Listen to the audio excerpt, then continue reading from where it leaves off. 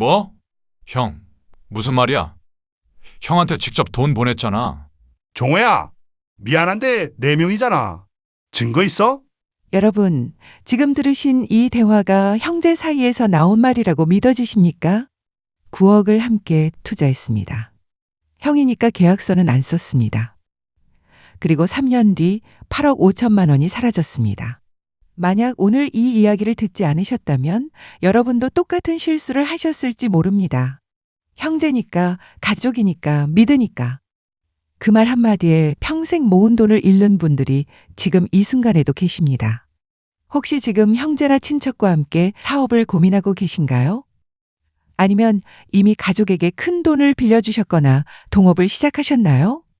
그렇다면 오늘 이 이야기는 반드시 끝까지 들어주셔야 합니다. 이건 남의 이야기가 아닙니다. 우리 모두에게 일어날 수 있는, 어쩌면 이미 일어나고 있는 이야기입니다. 35년 동안 성실하게 일한 한 남자가 있었습니다. 퇴직 후 형의 말 한마디에 모든 것을 걸었습니다. 형이니까요. 어릴 때부터 자신을 지켜준 형이니까요. 여러분도 그런 가족이 한 명쯤 있지 않으신가요? 믿는 만큼 더 아플 수 있다는 걸 이 남자는 너무 늦게 알았습니다. 박정호 씨는 2018년 봄 60의 나이로 정년퇴직을 했습니다. 경기도 안산에 있는 자동차 부품 공장에서 35년을 일했어요. 25세 입사해서 60까지 거의 평생을 한 회사에 바친 셈이죠.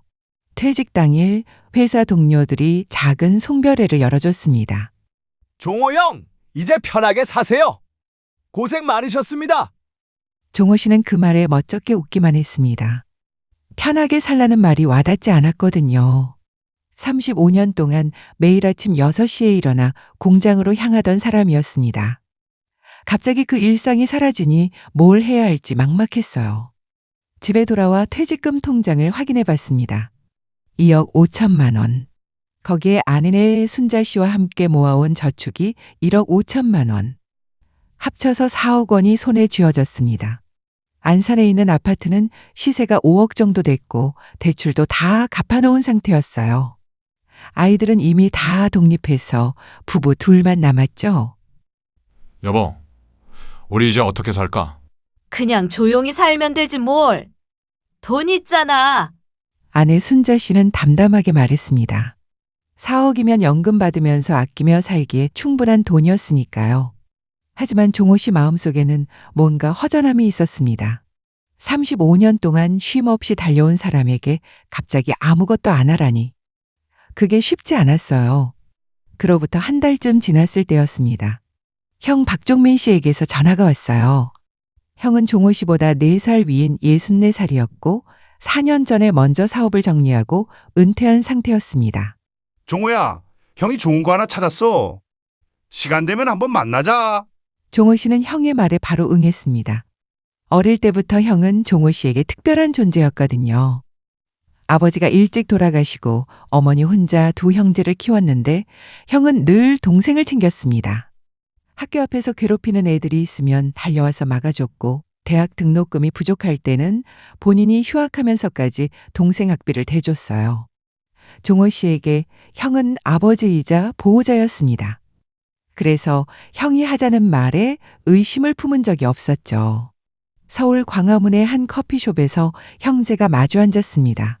형 종민 씨가 노트북을 열더니 화면을 보여줬어요. 강원도 깊은 계곡 옆에 자리 잡은 펜션 사진이었습니다.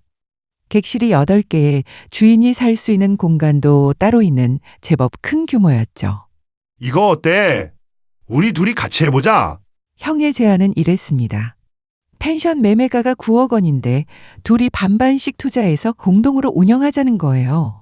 형이 사업 경험이 있으니 마케팅과 손님 유치를 맡고 종호 씨 부부는 펜션에 살면서 현장 관리를 하면 된다고 했습니다. 형, 근데 9억이면 나한테는 좀 큰데?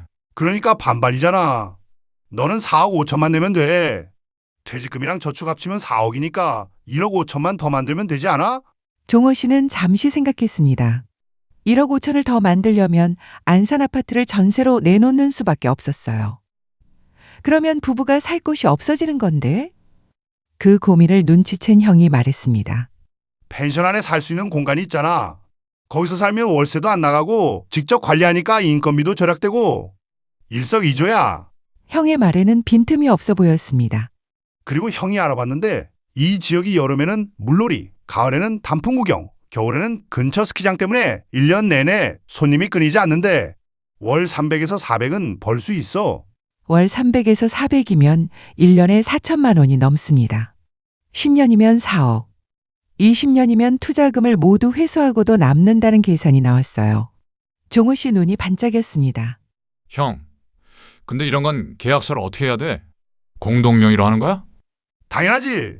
우리 둘이 똑같이 투자하는 건데. 근데 일단 등기는 형 명의로 했다가 나중에 네 지분 추가하자. 네가 지금 서류 준비하려면 시간 걸리잖아. 종호 씨는 고개를 끄덕였습니다. 형이니까요. 형이 먼저 명의를 넣어놓고 나중에 바꿔주겠다는데 뭘 의심하겠어요? 평생 자신을 지켜준 형인데 집에 돌아와서 아내 순자 씨에게 이야기를 꺼냈습니다. 순자 씨의 표정이 굳어졌어요.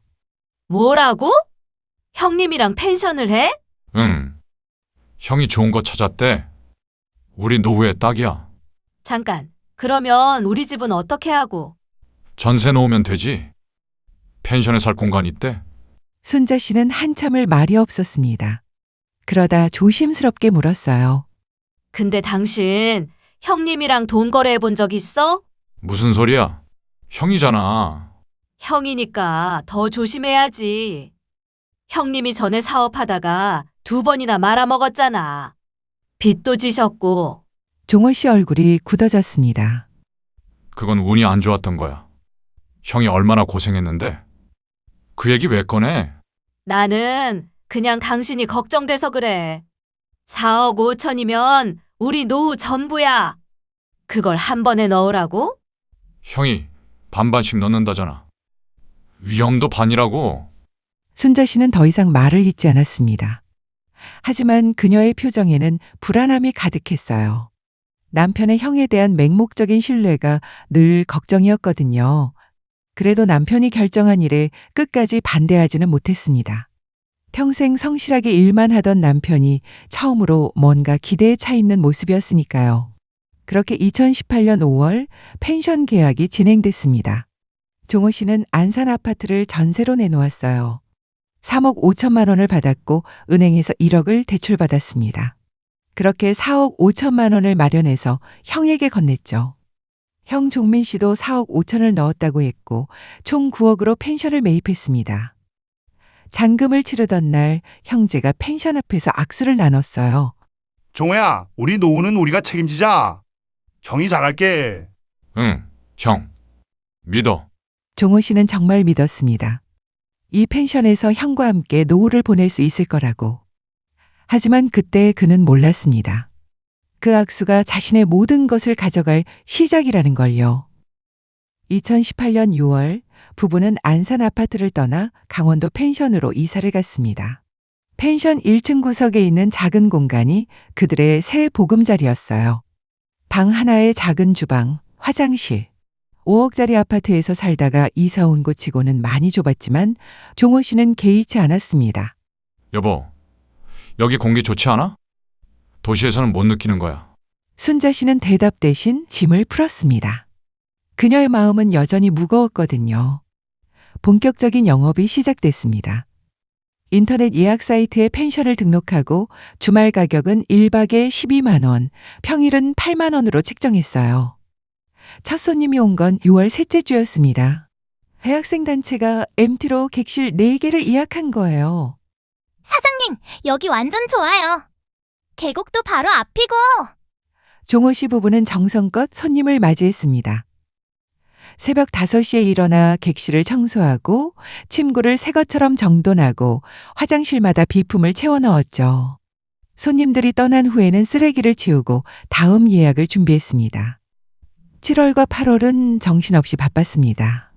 여름 성수기라 주말마다 예약이 꽉 찼어요. 가족 단위 손님, 친구들끼리 휴가 온 손님, 회사 워크숍까지. 한 달에 250만 원에서 300만 원 정도의 수익이 났습니다. 그런데 이상한 점이 있었어요. 형 종민 씨는 서울에 계속 살면서 가끔씩만 내려왔습니다. 한 달에 한두 번, 그것도 주말에 손님 많을 때만 왔어요. 올 때마다 손님들과 어울려서 술 마시고 이야기 나누다가 일요일 저녁에 올라갔죠. 형, 요즘 좀 바쁜가? 응, 서울에서 마케팅 쪽 일이 있어서 블로그에 홍보글도 올리고 예약 사이트에 후기 관리도 해야 하고 형이 신경 쓸 게 많아. 종호 씨는 고개를 끄덕였습니다. 형이 바쁘니 본인이 더 열심히 해야지라고 생각했어요. 하지만 순자 씨 생각은 달랐습니다. 당신 이상하지 않아? 우리는 매일 새벽부터 밤까지 일하는데 형님은 가끔 와서 놀다 가잖아. 형이 마케팅 한다잖아. 손님 유치하는 것도 일이야.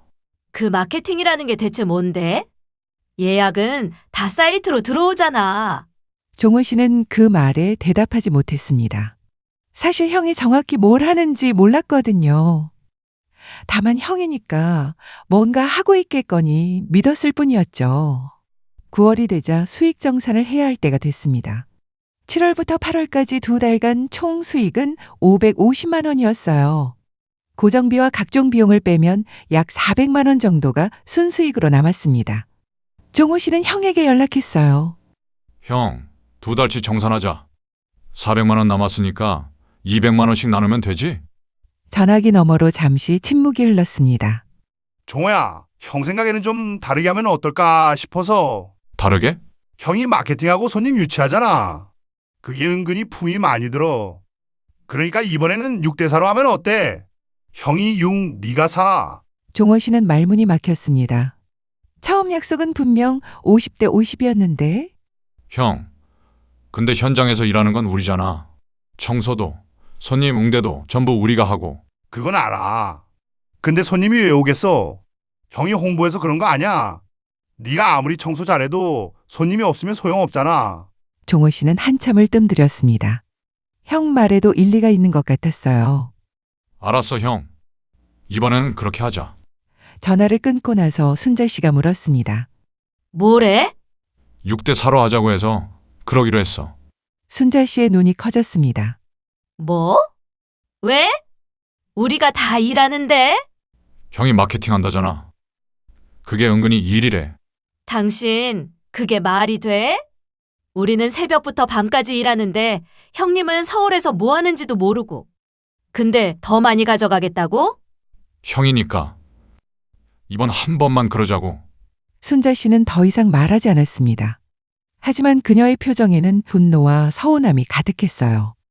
이번 한 번이라는 말이 계속될 거라는 걸 그녀는 이미 알고 있었거든요. 2019년이 밝았습니다. 1년 동안 펜션을 운영한 결과 총 매출은 3천만 원 정도였어요. 비용을 빼고 남은 순수익은 1,500만 원. 거기서 형이 6동생이 4를 가져가니 종호 씨 부부 손에 쥔 돈은 600만 원이었습니다. 1년 동안 매일 아침 5시에 일어나서 밤 10시까지 일한 대가치고는 너무 적었어요.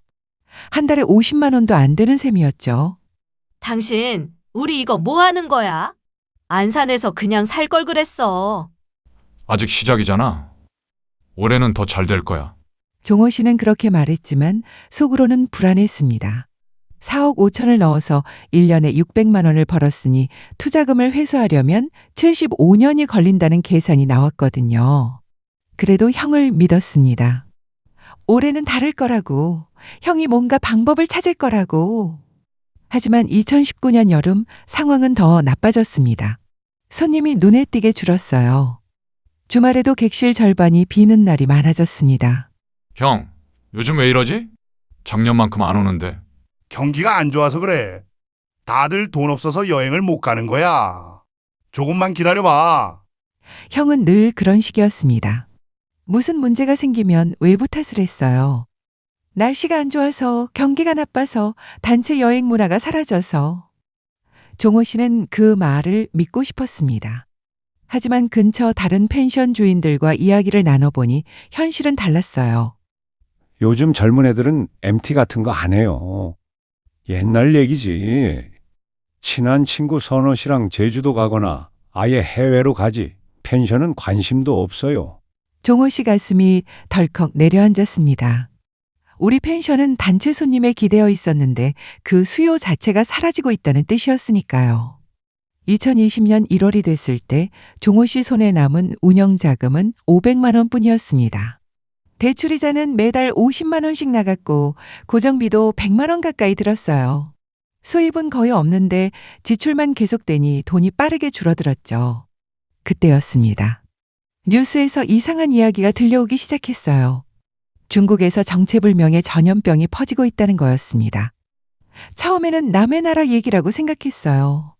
하지만 2월 말쯤 한국에도 확진자가 생기기 시작했고 3월에는 상황이 심각해졌습니다. 코로나였습니다. 3월 중순 정부에서 사회적 거리 두기를 발표했어요. 모임 자제, 숙박업소 운영 제한.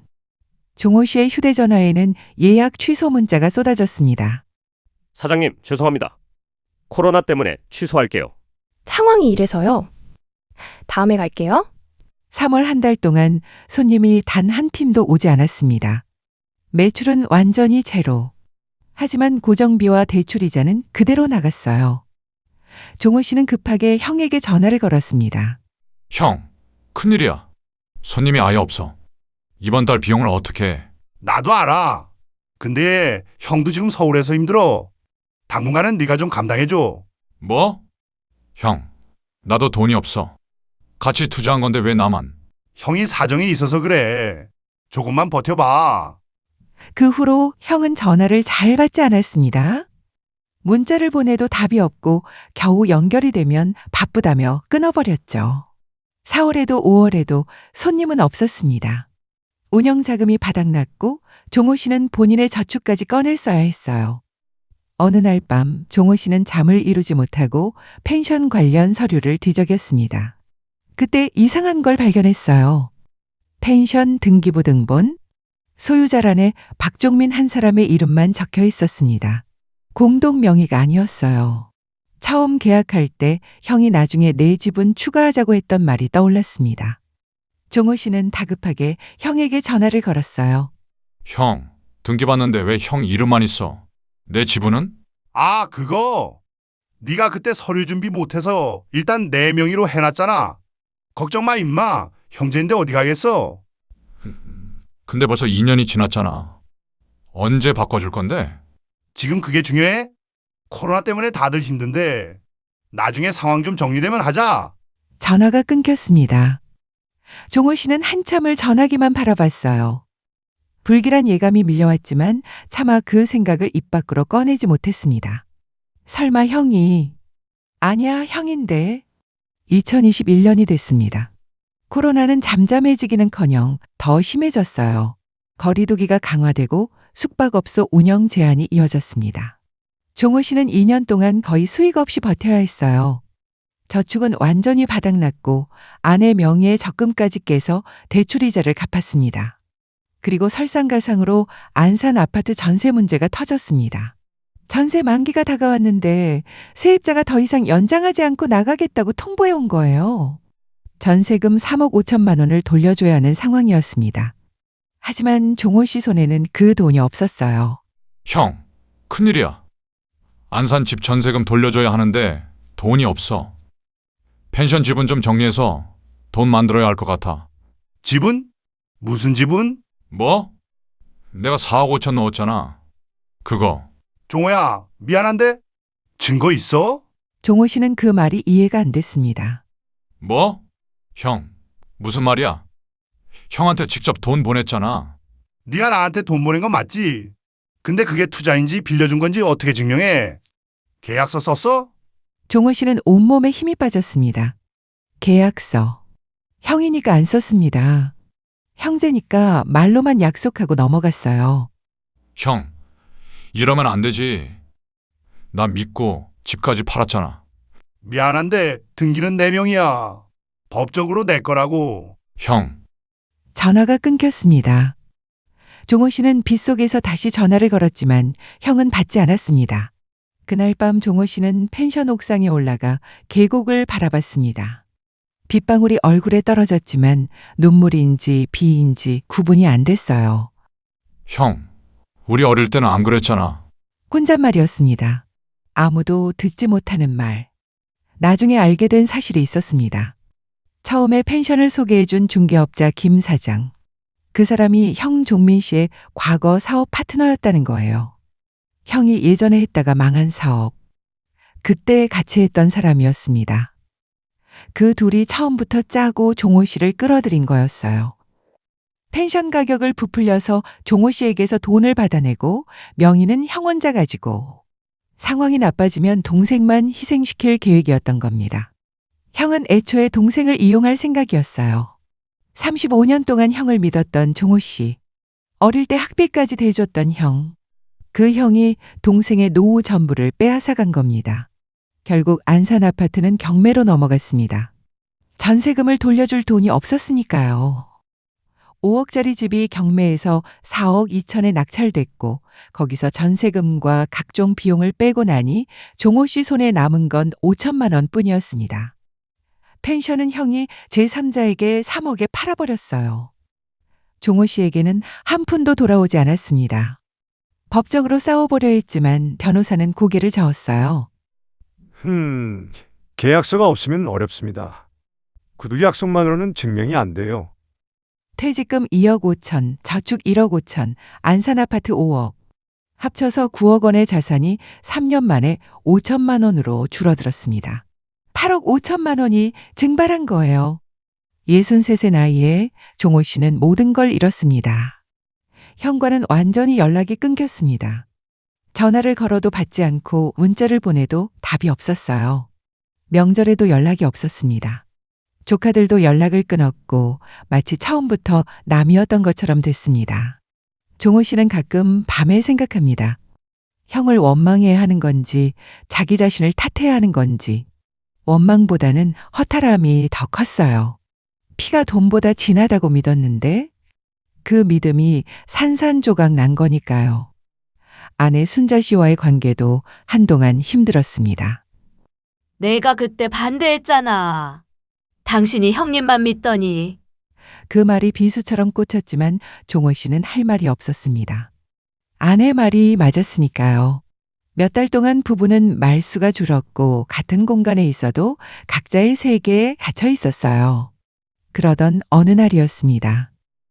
순자 씨가 먼저 손을 내밀었어요. 여보, 이제 서로 원망해봤자 뭐해. 둘이 살아야지. 종호 씨는 그 말에 눈물이 났습니다. 미안해.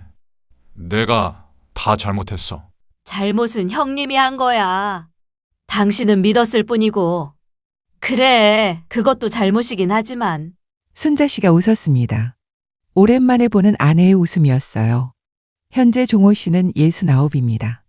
강원도 외곽의 작은 빌라 월세방에서 아내와 함께 살고 있어요. 보증금 2천만 원에 월세 40만 원짜리 방.